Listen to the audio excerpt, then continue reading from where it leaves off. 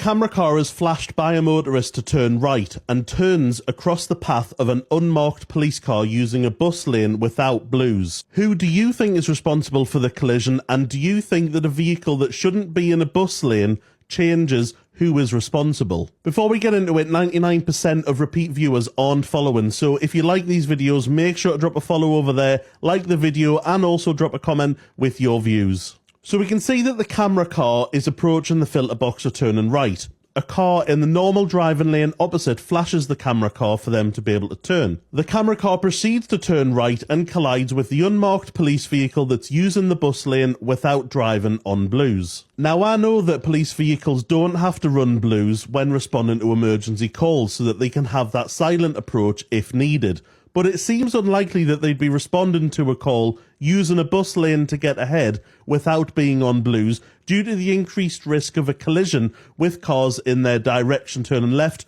or as in this case, cars turning right across the traffic into the junction. In terms of liability for the collision, it doesn't matter whether the car is supposed to be in the bus lane or not, or whether it's allowed in the bus lane. As the car turning right across traffic, it's on you to check it's safe and clear to proceed, so the camera car will be found completely responsible for the collision. Depending on the rules set by the local authority, there are many vehicles of a car size or smaller that are allowed in bus lanes.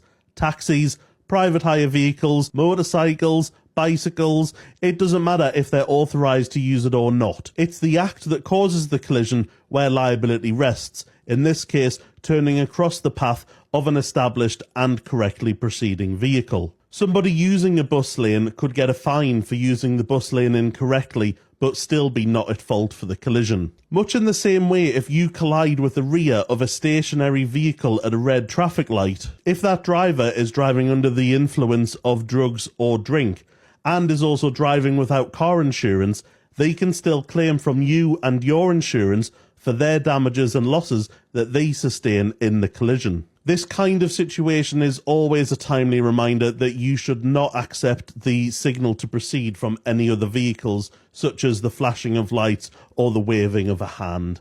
Lovely jubbly, sound as a pound.